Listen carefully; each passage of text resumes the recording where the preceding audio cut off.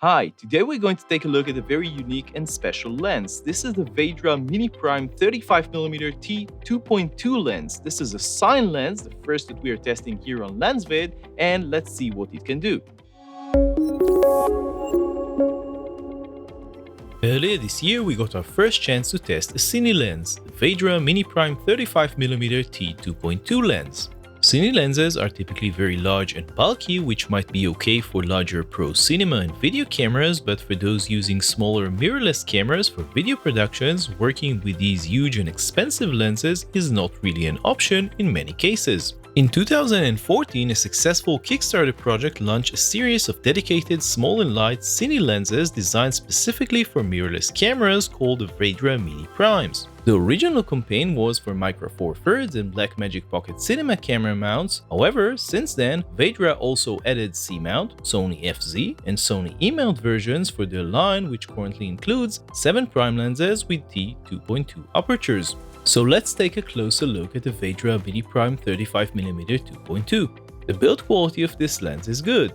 It has an all-metal body and mount, and an attached short hood which is also made out of metal. Despite being small, the lens feels quite robust, although of course not at the same level a high-end pro-level Cine lens do.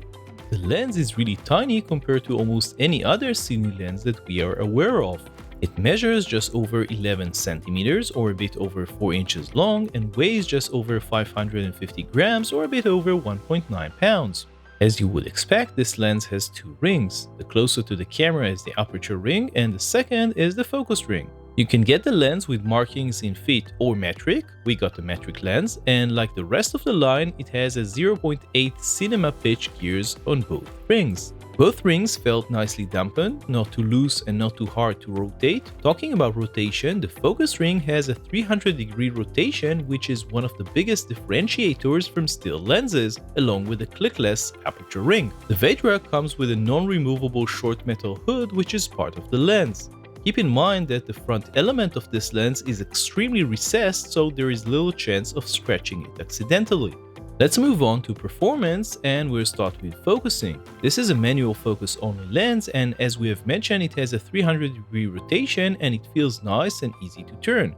We really wanted to try this with a new motorized follow focus system that we are waiting to test, but it wasn't ready in time for this review sadly, so we can't really comment on using it in this configuration.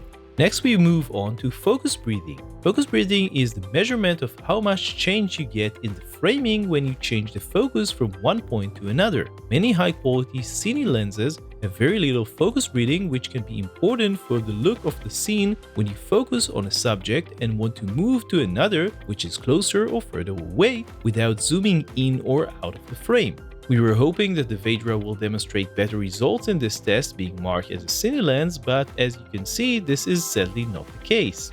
Moving on to sharpness, we used the Sony E Mount version of this lens on the A6500, more on that in a moment, and we compared it to 2 other 35mm APS-C lenses, the outstanding little Sony E35mm f1.8 OSS lens and the Samyang 35mm f1.2, review coming soon as well. In terms of pure sharpness, this lens seems to perform very well both in the center of the frame and in the corners, although those are quite dark, as we will see in more detail in a moment. There seemed to be little point in closing this lens down to get better sharpness, as the lens is plenty sharp wide open. In terms of chromatic aberration, we haven't noticed any significant CA when shooting with this lens. Flare, on the other hand, is a different matter. The short hood doesn't do enough against direct light, and as you can see in our test, there seemed to be quite significant flaring with this lens, although we do admit that this is a pretty challenging scenario to begin with. Moving on to Vignette, as you can see from our test on the screen right now, wide open, this lens has some significant darkening in the corners on our A6500. Closing down this lens to T2.8 brings some improvement, and at T4 it is almost gone, although not completely. This lens was clearly made to work better with smaller sensors. In terms of barrel distortion, this lens doesn't seem to have any, nor a pincushion distortion.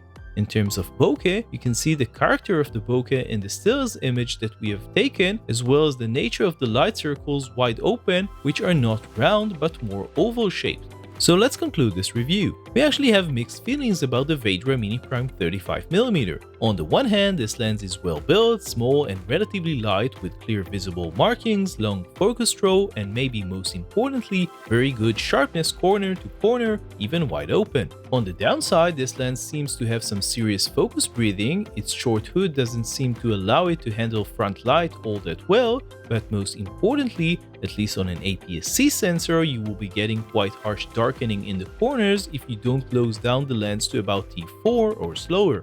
We did have a quick talk with Veydra about this, and their simple answer was that the lens was designed for micro four fed sensors and should perform optimally on these type of smaller sensors. We can only hope that the company will come up with an improved design for APS-C based cameras with better coverage and better breathing performance. As for pricing, at between $950 and $1,000 depending on the mount, the lens is relatively affordable for what it is, considering most entry-level Cine lenses cost about 4 times as much, although we realize this isn't really a fair comparison. As for our recommendation, if you're a micro four thirds shooter and looking for a compact, affordable Cine lens and can live with the focus breathing, you'll be getting a very good all-around package with good build quality and a very good corner-to-corner sharpness wide open. If you're a Sony E Mount shooter, however, we can't really recommend this lens unless you're shooting close down or really like a lot of vignetting in your shots. So that was our look at the Veydra Mini Prime 35mm T2.2. You can read the full review on LensVid.com. Don't forget to subscribe to our YouTube channel where you can find lots more videos just like this. See you next time.